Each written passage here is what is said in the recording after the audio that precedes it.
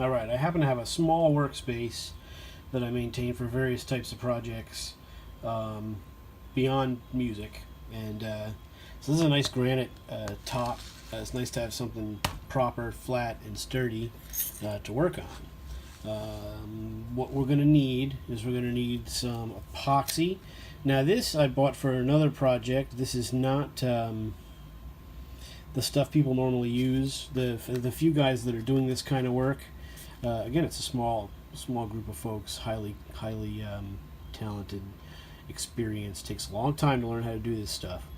I know very little about. I know about it because I play, right, and you do your research as you go. I've learned a lot over the years, but there was a time where I didn't know anything about any of this stuff. So you learn as you go. So we have the mouthpiece. We have some files. There's different types of files in here: flat files, needle files. There's like round pin files. These are fairly new, fairly sharp, so these will be fine. I also have a Dremel, a little electric Dremel tool, which isn't very powerful, but it does a little bit of a job with different sanding and grinding, and a burr tool. I don't think I'm going to need that for any of this. I'm really just going to take a small ball of epoxy, press it in here, and flatten it out. Now, in order to use the epoxy, you have to mix it.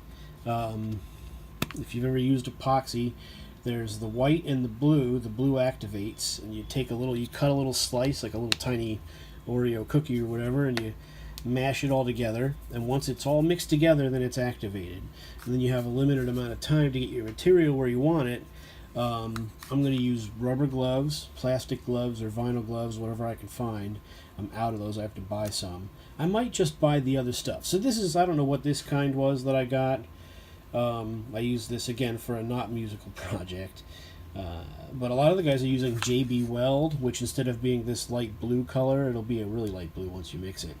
They use the JB Weld is a gray material, which might be better. I don't really know. I know that I wasn't really happy with this, and it didn't work with the project I was using it for, but that doesn't mean it's not a good product, and I know it isn't the same as the JB Weld. Don't worry about the word weld. JB Weld is not welding anything. It's still just an epoxy. Welding is the JB Weld part is just marketing. So we have files. We're going to put our material in here, and it will generally shape it the way we want. We're not going to go crazy. I've never done this before. I thought about scoring the inside here instead of leaving this smooth, giving this a bit of a rough surface for the epoxy to adhere to. I don't know if that's necessary. I might do that, I might not. I'm not really sure. What else would we need? I have some steel wool for a finer polishing. I have some different types of emery cloth, different levels of emery cloth. So I'm not sure how much I'm going to need any of that. And then there's the particles. Let's talk about particles.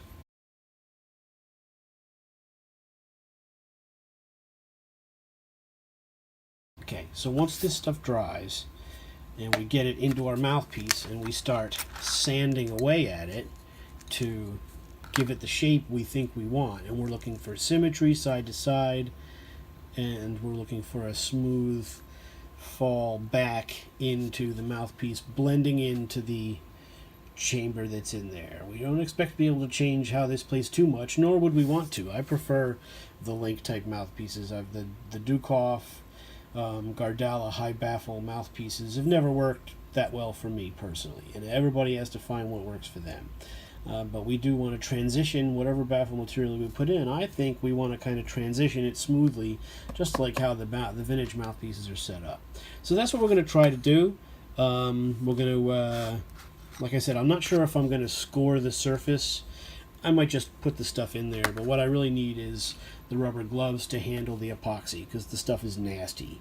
So you don't want it on your hands. You want to do it in a ventilated area, and you want to do it on a blank mouthpiece that doesn't mean anything to you. I mean, I would not put this in a vintage. I would not do any of this work to a mouthpiece that I thought was important or irreplaceable or that I paid a lot of money for. You want to leave this kind of work to the professionals. But I thought it would be interesting to try this, see if it changes the way the mouthpiece plays for the positive. Again, I'm not a fan of the size opening, but the mouthpiece didn't play that good to begin with. We're not going to fix any facing work.